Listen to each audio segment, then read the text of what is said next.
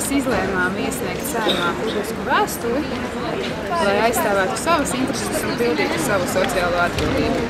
Šajā gadījumā, vismaz vienā varbūt jautājumā un lēmumu pieņemšanā, lai mēs būtu tālredzīgāki, nekā mēs esam parasti. Скажите, вы будете следить за результатами, за ответами депутатов на сайте РОТВ? Да, обязательно.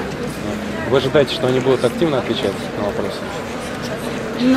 Они должны ответить. Это раз. Pēc ministru kabineta noteikumiem viņiem ir jāatbild uz mūsu vēstuli.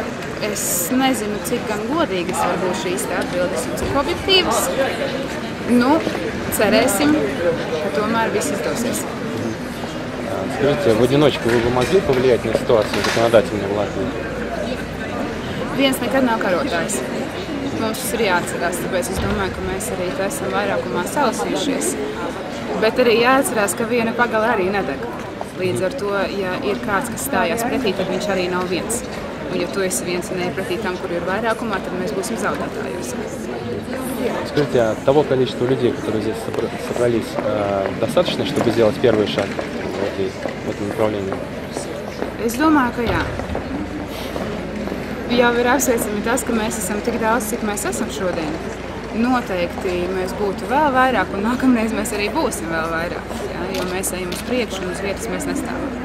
Un ja mūsu mērķis ir savākt šos atbalstītājus un informēt cilvēkus par notiekošo, tad es domāju, ka šis ir labs sākums.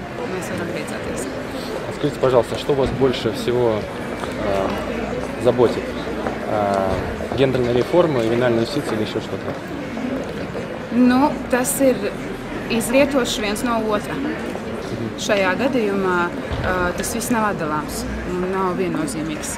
Šajā gadījumā gan gendera reformas, gan tas, kā notiek un kā notiks tālākā bērnu izglītošana, tas viss ir savā starpā saistīts un noteikti ir cilvēki, kas vienkārši caur dažādiem kanāliem, šajā gadījumā caur šiem 3 posmiem, kurus jūs man nosaucāt, arī cenšas virzīt savas idejas, uzspiest savas idejas.